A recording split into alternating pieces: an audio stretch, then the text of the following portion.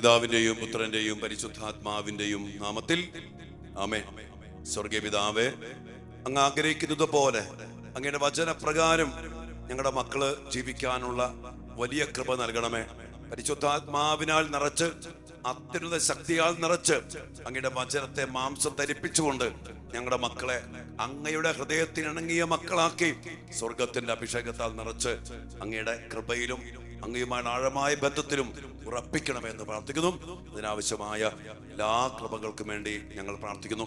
ഈ പ്രാർത്ഥനയിലായിരിക്കുന്ന എല്ലാ മാതാപിതാക്കളെയും എല്ലാ മക്കളെയും സമർത്ഥമായിട്ട് അനുഗ്രഹിക്കണമേ എന്ന് പ്രാർത്ഥിച്ചുകൊണ്ട് ഈ മക്കൾക്ക് വേണ്ട, കുടുംബത്തിന് വേണ്ട കർത്താവ് ഈശോ മിശിഹായുടെ കൃപയും പിതാവായ ദൈവത്തിന്റെ സ്നേഹവും പരിശുദ്ധാത്മാവിന്റെ സഹവാസവും നിറച്ച് ഇവരെല്ലാവരെയും ഇവരുടെ മക്കളെയും അനുഗ്രഹിക്കണമേ, എപ്പോഴും എപ്പോഴും എന്നേക്കും.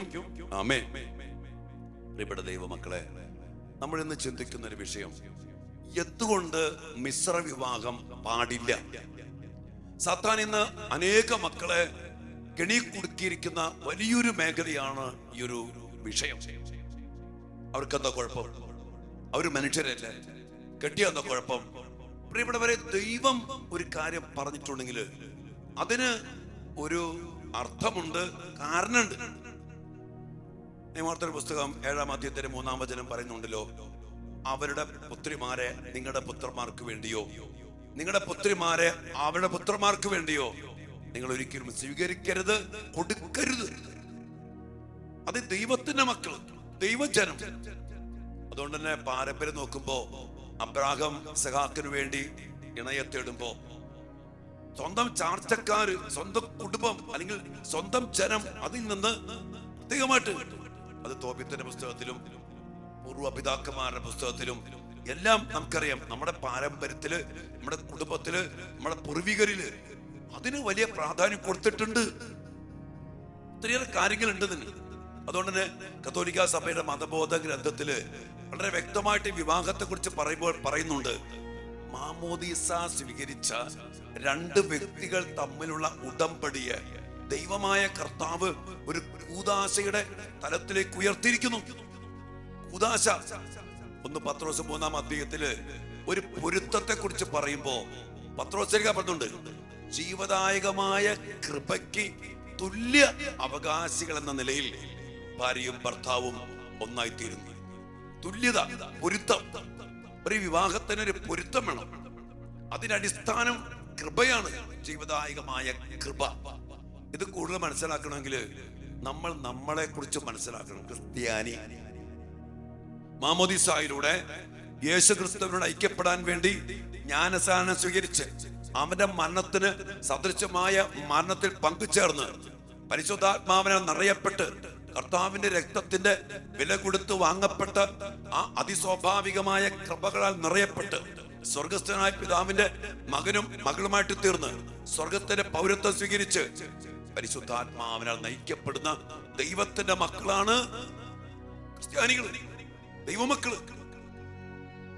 അതുകൊണ്ടാണ് നമുക്കറിയാം, ഞാൻ ഇടയ്ക്കൊക്കെ പറയും, നമ്മളാണ് ദൈവത്തിന്റെ മക്കള്. ആരാ ദൈവത്തിന്റെ മക്കള്? റോമർ 14 പറയുന്നുണ്ട്, ദൈവാത്മാവിനാൽ നയിക്കപ്പെടുന്നവരെല്ലാം ദൈവത്തിന്റെ മക്കളാണ്. മാമോദീസായിലൂടെ പരിശുദ്ധാത്മാവിനെ സ്വീകരിച്ച് ആ ദൈവാത്മാവിൽ നയിക്കപ്പെടുന്ന മക്കളാണ് ദൈവത്തിന്റെ മക്കള്.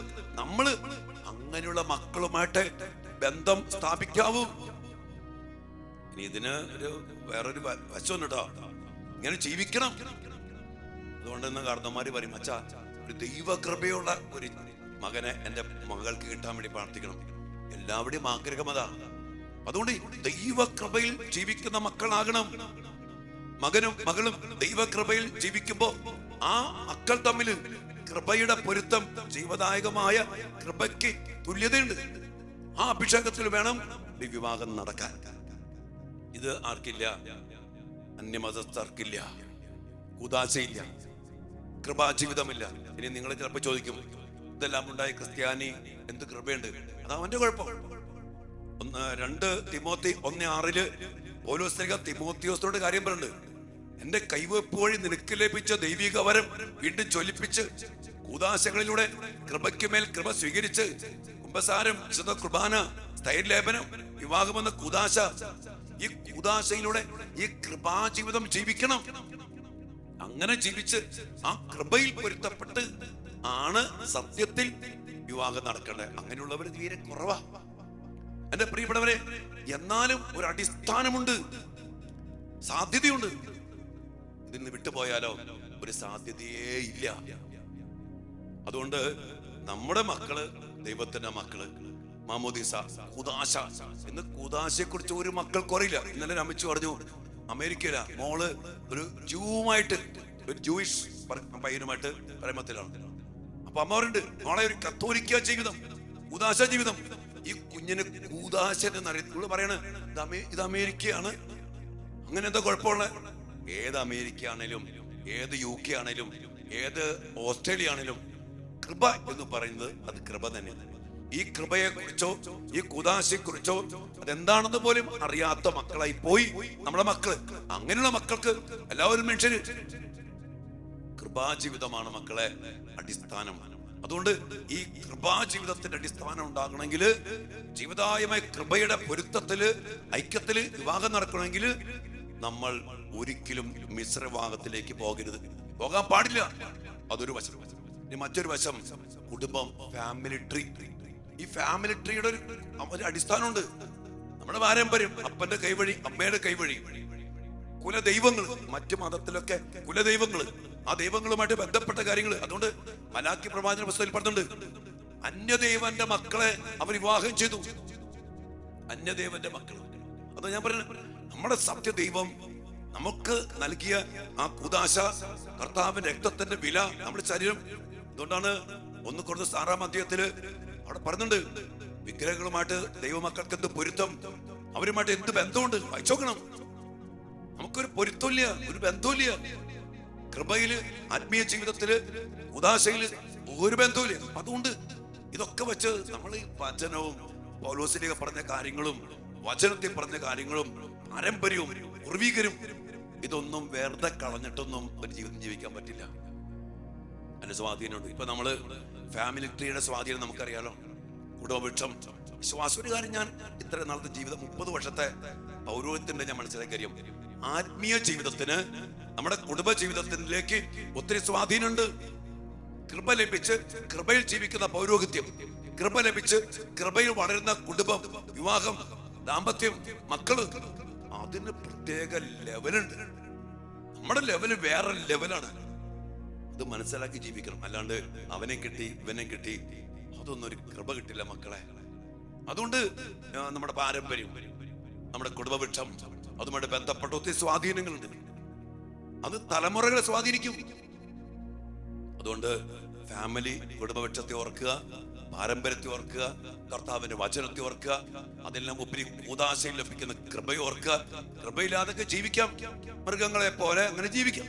പക്ഷെ ദൈവം പറഞ്ഞ പോലെ ജീവിച്ചില്ലെങ്കിൽ ഉറപ്പ് നമ്മുടെ കുടുംബവൃക്ഷത്തിനും നമ്മുടെ തലമുറയ്ക്കും അതിൻ്റെതായ പ്രശ്നം ഉണ്ടാകും. പിന്നെ ഇങ്ങനെ പോകുന്ന മക്കളെ ആരുടെ വിശ്വാസത്തിൽ വളർത്തണം? ഒത്തിരി കേസ് അച്ഛൻ്റെ അടുത്ത് വരാറുണ്ട്. അങ്ങ് കെട്ടിപ്പോയി മക്കളുണ്ടായി, ആദ്യം പറയും നിന്റെ വിശ്വാസം വളർത്തിക്കോ. കുറച്ച് കാര്യം മക്കളെ പറയും, കൊച്ചൻ്റെയാ, അവനെ ഈ മതത്തിൽ വളർത്തണം എന്ന് എനിക്ക് ആഗ്രഹം. വഴക്കായി. കഴിഞ്ഞ ദിവസം ഒത്തിരി 2-3 കേസ് വന്നു. ഈ ദിവസം ഒത്തിരി കേസ് വന്നു. സങ്കടപ്പെട്ട് പറയാ. ഇപ്പൊ അവർ തമ്മിൽ ഡൈവോഴ്സായി. പ്രേമിച്ച് കല്യാണം കഴിക്കുമ്പോ സംഭവം. പക്ഷെ പിന്നീട് മക്കൾ ഉണ്ടാകുമ്പോ, തലമുറ ഉണ്ടാകുമ്പോ, എങ്ങനെ ആ മക്കൾക്ക് എന്ത് വിശ്വാസം കൊടുക്കും? അടിസ്ഥാനം കൊടുക്കണ്ടേ? അതുകൊണ്ട് ഞാൻ പറഞ്ഞു വരിക, മക്കളെ, നമ്മൾ കുറച്ചാണ് ഈ ഭൂമിയിൽ ജീവിക്കൂടെ. ഏറ്റവും ആയാസകരമായ ജീവിതം ദൈവം പറഞ്ഞ പോലെ കർത്താവിന്റെ മനസ്സറിഞ്ഞ്, പാരമ്പര്യവും നമ്മുടെ പൂർവ്വപിതാക്കന്മാരെയും നമ്മുടെ കാരണവന്മാരെയൊക്കെ അതിനർത്ഥം അടിസ്ഥാനം ഉണ്ടെന്നേ. എന്നിട്ട് ഞാൻ പറയാണ്, ചിലർക്ക് അവിടെ ക്രിസ്ത്യാനി തമ്മിൽ കെട്ടിട്ട് ശരിയാവുന്നുണ്ടോ? അത് വേറെ പ്രശ്നം. ഉദാശ കൊണ്ടാത്ത ടീമുകള് അതുമായിട്ട്. എന്നാലും ഈ ലോകത്തിന് സഹനം ഉണ്ടാവും, വേദന ഉണ്ടാവും, കട്ടപ്പാടുണ്ടാവും. പക്ഷെ കൃപ അതിനും മേലാണ്. അതുകൊണ്ട് ഈ കൃപയിൽ വളരാനുള്ള ഏറ്റവും എളുപ്പമുള്ള ജീവിതമാണ് കൂദാശ ജീവിതം. അതാണ് സഭയും വചനവും ദൈവവും പൂർവികരും പാരമ്പര്യവും നമ്മെ പഠിപ്പിക്കുന്നത്. അത് വിട്ടു പോകാതിരുന്നാൽ അവനവന് കൊള്ളാം, മക്കൾക്ക് കൊള്ളാം, തലമുറയ്ക്ക് കൊള്ളാം, നിങ്ങളുടെ കുടുംബ വൃക്ഷത്തിന് കൊള്ളാം. ഇല്ലേ? അത് നമ്മളൊക്കെ അനുഭവിക്കേണ്ടി വരും. മക്കളും തലമുറയും അനുഭവിച്ചുകൊണ്ടേയിരിക്കും. അതുകൊണ്ട് പ്രിയപ്പെട്ട മക്കളെ, ഇതിനെ ഖണ്ഡിച്ചുകൊണ്ട് പിശാച് വേണ്ടാത്ത ചിന്തകളും തർക്കങ്ങളും സിനിമകള്, റീലുകള്, കൂട്ടുകാര്, കോടതി, നിയമ സംവിധാനങ്ങള് പലതും പറയും. ആരെയും കിട്ടിക്കോ, ആരും കൂടെ പൊക്കോ, ആരും കൂടി ജീവിച്ചോ. ദൈവമക്കൾക്ക് ഇത് പറ്റില്ല, ദൈവമക്കൾക്ക് പറ്റില്ല. അപ്പൊ അതുകൊണ്ട് പ്രിയപ്പെട്ട മക്കളെ, ഇവിടെയൊക്കെ വേണ്ടാത്ത തർക്കങ്ങളും വേണ്ടാത്ത വാശിയും വേണ്ടാത്ത ചിന്തകളും ന്യായങ്ങളും കൊണ്ട് പിശാച് നമ്മുടെ അനേക മക്കളെ കെണിപ്പെടുത്തിയിട്ടുണ്ട്. നമുക്ക് മക്കൾക്ക് വേണ്ടി പ്രാർത്ഥിക്കാം. മക്കളെ പറഞ്ഞിട്ട് കാര്യമില്ല. സിനിമ അല്ലെങ്കിൽ കൂട്ടുകാര്, നാട്ടുകാര്, ഇങ്ങനെയൊക്കെ പല സ്വാധീനങ്ങള് നമ്മുടെ മക്കൾക്ക് പിശാച് കൊണ്ടുവന്നിട്ടുണ്ട്. അതിലൂടെ കെണിപ്പെടുത്തിയിട്ട് നമ്മുടെ മക്കൾക്ക് വേണ്ടി പ്രാർത്ഥിക്കാം. കർത്താവേ, മിശ്ര വിവാഹത്തിൽ പെടാതെ അങ്ങ് പറഞ്ഞ പോലെ കുദാശയിൽ അടിസ്ഥാനമിട്ട് വിവാഹ ജീവിതത്തിന് അടിസ്ഥാനമിടാനും അങ്ങനെ ആ കൃപയിൽ ജീവിക്കാനും വളരാനും മക്കൾ ജനിക്കാനും തലമുറയ്ക്ക് ഒരു നിലനിൽപ്പ് കൊടുക്കാനും കർത്താവേ ഞങ്ങളുടെ മക്കളെ അനുഗ്രഹിക്കണം. അതിന് വിപരീതമായി സാത്താൻ കെട്ടിവെച്ച കെട്ടുകള്, അവൻ ഒരുക്കി വെച്ച കെണികളിൽ പെട്ടുകിടക്കുന്ന മക്കള്, അവൻ കുരുക്കിയിരിക്കുന്ന വലകള്, ഇതെല്ലാം തകർത്തെറിഞ്ഞ് ഞങ്ങളുടെ മക്കളെ, ഞങ്ങളുടെ തലമുറയെ അനുഗ്രഹിക്കണമെന്ന് പ്രാർത്ഥിച്ചുകൊണ്ട് നമുക്ക് പ്രാർത്ഥിക്കാം. ഒത്തിരി മക്കള് ലൗകിക അതിലും മറ്റ് സ്നേഹബന്ധങ്ങൾ കുടുങ്ങി കർത്താവിനെ വിട്ട്, സഭ വിട്ട്, കുടുംബത്തെ വിട്ട് കാർന്നമാരെ കണ്ണീര്. അത് വേറൊരു വശ. എത്രയോ മക്കള് അപ്പന്റെ അമ്മയുടെ ഒരു കൊച്ചിറങ്ങി പോകുമ്പോ അപ്പനും അമ്മയ്ക്ക് സഹിക്കാൻ പറ്റുമോ? ആ അപ്പന്റെ ചങ്കുപൊട്ടിയുള്ള കരച്ചില്, സഹോദരങ്ങളുടെ വേദന, കുടുംബത്തിന്റെ വേദന, ഇത് ഭയങ്കരമായിട്ട് ഈ കുഞ്ഞിനെയും ഇവന്റെ ജീവിതത്തെയും ഇവരുടെ ജീവിതത്തെയും പിന്നീട് അങ്ങ് സ്വാധീനിക്കും. അതുകൊണ്ട് ഇതൊന്നില്ലാതെ ദൈവമക്കളെ പോലെ ജീവിക്കുക, വിവാഹ ജീവിതത്തിലേക്ക് പ്രവേശിക്കുക. ഈശോ അനുഗ്രഹിക്കട്ടെ. നമുക്കതിനു വേണ്ടി പ്രാർത്ഥിക്കാം. നമ്മുടെ മക്കൾ സത്യമറിഞ്ഞ് പ്രകാശത്തിൽ, വചനത്തിൽ കർത്താവിന്റെ സ്വന്തമായി ജീവിക്കാനുള്ള കൃപ നമുക്ക് ഈ ദിവ്യകാനുസരണത്തിൽ അല്പസമയം പ്രാർത്ഥിക്കാം. ഈശോ അനുഗ്രഹിക്കട്ടെ. ആമേൻ. പരിശുദ്ധ പരമ ദിവ്യകാരുണ്യ ഈശോയ്ക്ക് നേരവും ആരാധനയും സ്തുതിയും പുകഴ്ചയും ഉണ്ടായിരിക്കട്ടെ. ദിവ്യകാരുണ്യ ഈശോയെ, ഞങ്ങളുടെ മക്കളുടെ ജീവിതാന്തസ്സിനു വേണ്ടി ഞങ്ങൾ പ്രാർത്ഥിക്കുന്നു. ഞങ്ങളുടെ മക്കളുമായിട്ട് ബന്ധപ്പെട്ട ഭാവി ജീവിതത്തെ അങ്ങയുടെ കരങ്ങളിലേക്ക് ഞങ്ങൾ പരമേൽപ്പിക്കുന്നു. അങ്ങയുടെ മനസ്സറിഞ്ഞ് അങ്ങ് നൽകിയ അടിസ്ഥാനത്തില്, പാരമ്പര്യത്തില്, ഞങ്ങളുടെ പൂർവികരും പിതാക്കന്മാരും ജീവിച്ച അടിസ്ഥാനത്തില്, അങ്ങയുടെ വചനത്തിന്റെ അടിസ്ഥാനത്തില്, സഭയുടെ പാരമ്പര്യത്തില്, കത്തോലിക്ക സഭയുടെ മതബോധ ഗ്രന്ഥത്തിന്റെ അടിസ്ഥാനത്തില് അങ്ങ് ഞങ്ങളോട് പറയുന്നത് പോലെ വിവാഹ ജീവിതത്തിലേക്ക് പ്രവേശിക്കാൻ വേണ്ട വലിയ കൃപയും അനുഗ്രഹവും ഞങ്ങളുടെ മക്കൾക്ക് നൽകണമേ എന്ന് പ്രാർത്ഥിക്കുന്നു. അങ്ങയുടെ ജീവന്റെ വിലയാണല്ലോ കർത്താവേ അങ്ങ് ഞങ്ങൾക്ക് മാമോദിസായിലൂടെയും ഓരോ കുദാശയിലൂടെയും നൽകുന്ന ജീവൻ. അങ്ങനെ ജീവൻ തന്നുകൊണ്ട് കുദാശകളിലൂടെ കൃപയ്ക്ക് മേൽ കൃപയിൽ അങ്ങയെ തന്നെ നൽകുന്ന ആ കുദാശ, ആ ജീവന്റെ സമൃദ്ധി നൽകുന്ന കുദാശ അത് സ്വീകരിച്ച് ആ ജീവനോടെ കുടുംബജീവിതത്തിലേക്കും പ്രവേശിക്കാൻ ഞങ്ങളുടെ മക്കൾക്കിടയാകണം. ഞങ്ങളുടെ മക്കളെല്ലാവരെയും സമർപ്പിക്കുന്നു. ഇതെല്ലാം മറന്ന് കൂദാശയുടെ അഭിഷേകവും ജീവനും ശക്തിയും ഒക്കെ മറന്ന് കർത്താവെ കണ്ണിക്കട രജിസ്റ്റർ ഓഫീസിലും അതുമില്ലാണ്ടെയും ഒരുമിച്ച് ജീവിക്കുന്ന മക്കള്, ഇനി അങ്ങയുടെ ആലയം വിട്ട് മറ്റു പല ആലയത്തിലും പോയി കല്യാണം കഴിക്കുന്ന മക്കള്, ഈശോയെ കണ്ണീരോടെ ഞങ്ങളുടെ മക്കൾക്ക് വേണ്ടി പ്രാർത്ഥിക്കുന്നു. ഞങ്ങളുടെ മക്കൾ ആരും അങ്ങേ വിട്ടു പോകാതിരിക്കട്ടെ, കൂദാശ വിട്ടു പോകാതിരിക്കട്ടെ, പാരമ്പര്യം വിട്ടു പോകാതിരിക്കട്ടെ, വചനം വിട്ടു പോകാതിരിക്കട്ടെ. തെറ്റായ സ്നേഹബന്ധങ്ങൾ കുടുങ്ങി കഴിയുന്ന മക്കളെ സമർപ്പിക്കുന്നു. കർത്താവെ, മിശ്രഭാഗത്തിന് വേണ്ടി ഒരുക്കിക്കൊടുക്കുന്ന മക്കളെ സമർപ്പിക്കുന്നു. അനേക മക്കളെ കാണുന്നു കർത്താവെ, രജിസ്റ്റർ ഓഫീസിൽ പോയി കല്യാണം കഴിച്ച് ഇൻസ്റ്റാഗ്രാമിൽ റീലിട്ട് അത് വലിയ ആഘോഷമാക്കി സംഭവമാക്കി മാറ്റുന്ന അനേക മക്കള്. കർത്താവെ, കൂദാശയിലൂടെ ലഭിക്കുന്ന വലിയ കൃപ അങ്ങയെ തന്നെയാണല്ലോ, അങ്ങയുടെ ജീവനാണല്ലോ ഞങ്ങളുടെ മക്കൾ നഷ്ടപ്പെട്ടു പോകുന്നത്. കർത്താവെ, ഈ ഒരവസ്ഥയിൽ നിന്ന് ഞങ്ങളുടെ മക്കളെ അങ്ങ് രക്ഷിക്കണം. ഞങ്ങളുടെ മക്കളെല്ലാവരെയും സമർപ്പിച്ച് ഞങ്ങൾ ഒരുമിച്ച് പ്രാർത്ഥിക്കുന്നു. പ്രാർത്ഥിച്ച മക്കളെ, കർത്താവിന്റെ മക്കളെ രക്ഷപ്പെടണ്ടേ? മിശ്രഭാഗത്തിലൂടെ ഒരിക്കലും രക്ഷപ്പെടാത്ത രീതിയിൽ കൃപ നഷ്ടപ്പെട്ടു പോകുന്ന അവസ്ഥകൾ കർത്താവ് ഞങ്ങളുടെ മക്കളെ അനുഗ്രഹിക്കണമേ. അതോടൊപ്പം തന്നെ വിവാഹ ജീവിതത്തിലേക്ക് പ്രവേശിക്കുന്ന മക്കള് കൃപയിൽ ഐക്യപ്പെടാനുള്ള വലിയ അനുഗ്രഹം നൽകണമേ. കൂദാശയുടെ ചൈതന്യം അറിഞ്ഞ് ആ കൃപ സ്വന്തമാക്കി അങ്ങയെ ചേർത്ത് പിടിച്ച് അങ്ങയാൽ നിറയപ്പെട്ട് അങ്ങനെ ജീവന്റെ സമൃദ്ധിയില് അഭിഷേകം നിറഞ്ഞ കുടുംബജീവിതങ്ങൾ ഉണ്ടാകട്ടെ. ആ കൃപയിൽ തന്നെ കുടുംബജീവിതം മുന്നോട്ട് പോകട്ടെ. അങ്ങയെ കൂടെ നിർത്തി അങ്ങയുടെ ജീവന്റെ സമൃദ്ധിയിൽ വളരുന്ന നല്ല കുടുംബങ്ങൾ ഞങ്ങളുടെ വീടുകളില്, സഭയില് ഉണ്ടാകട്ടെ. പ്രാർത്ഥിക്കുക മക്കളെ. എല്ലാ കൃപകളും അനുഗ്രഹം നൽകുന്ന ദിവ്യകാരുടെ നാഥത്തിന് മുമ്പിൽ ഈ ഒരു അഭിഷേകത്തിന് വേണ്ടി പ്രാർത്ഥിക്കുകയും നമ്മുടെ മക്കൾ മിശ്രഭാഗത്തിൽ പെട്ടു പോകാതെ ഉദാശകളിൽ നിന്ന് ലഭിക്കുന്ന കൃപ നഷ്ടപ്പെടുത്തി കളയാതെ അതിന് പ്രാധാന്യം കൊടുത്ത് കർത്താവിന്റെ വചനമാകുന്ന പാറമേൽ അടിസ്ഥാനമിട്ട് പണിയുന്ന മക്കളായിട്ട് തീരണം. അതിനുവേണ്ടി നമുക്ക് പ്രാർത്ഥിക്കാം. ഒരുമിച്ച് നമ്മുടെ എല്ലാ മക്കളെയും ഈശോയുടെ ഹൃദയത്തിലേക്ക് അതിനായി സമർപ്പിച്ചുകൊണ്ട് കർത്താവിന്റെ ആശീർവാദത്തിനായിട്ട് നമ്മുടെ മക്കളെല്ലാവരെയും സമർപ്പിക്കാം. പ്രത്യേകിച്ചും ഈ സമയത്ത് ഇതിന് വിരുദ്ധമായ സ്നേഹബന്ധങ്ങൾ കുടുങ്ങി കഴിയുന്ന മക്കള്, മിശ്രവാഹവുമായിട്ട് ബന്ധപ്പെട്ട് കഴിയുന്ന മക്കള്, അങ്ങനെയുള്ള മക്കളുമായിട്ട് സഹവസിച്ച് ജീവിക്കുന്ന, ലിവിങ് ടുഗദർ ജീവിക്കുന്ന മക്കള്, സ്നേഹബന്ധത്തിൽ കഴിയുന്ന മക്കള്, എല്ലാ മക്കളെയും സമർപ്പിച്ചുകൊണ്ട് നമുക്ക് പ്രാർത്ഥിക്കാം. മാനസാന്തരം, തിരിച്ചു വരവ് നമ്മുടെ മക്കൾക്കുണ്ടാകട്ടെ. പ്രാർത്ഥിക്കും മക്കളെ.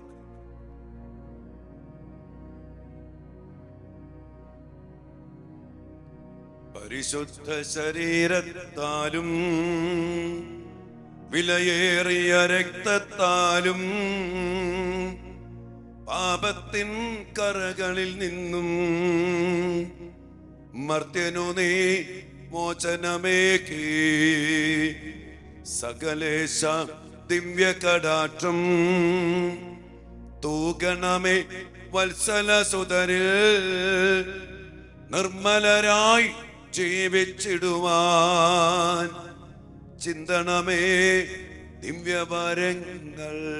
എല്ലാ കൃപകളും വരങ്ങളും ചൊരിഞ്ഞ് അഭിഷേകത്താൽ നിറച്ച് ബുദ്ധിയെ പ്രകാശിപ്പിച്ച് സത്യം തിരിച്ചറിയിച്ചു കൊടുത്ത് ഞങ്ങളുടെ മക്കൾ അങ്ങയിലേക്ക് ചേർത്ത് പിടിക്കണമേ.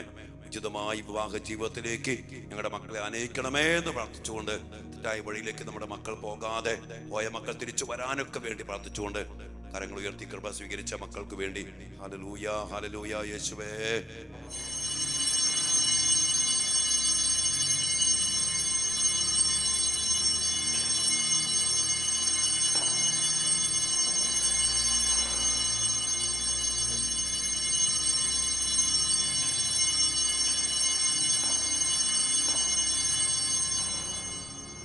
പരിശുദ്ധ പരമ ദിവ്യകാരുണ്യ ഈശോയ്ക്ക് എന്നേരവും ആരാധനയും സ്തുതിയും പുകഴ്ചയും ഉണ്ടായിരിക്കട്ടെ.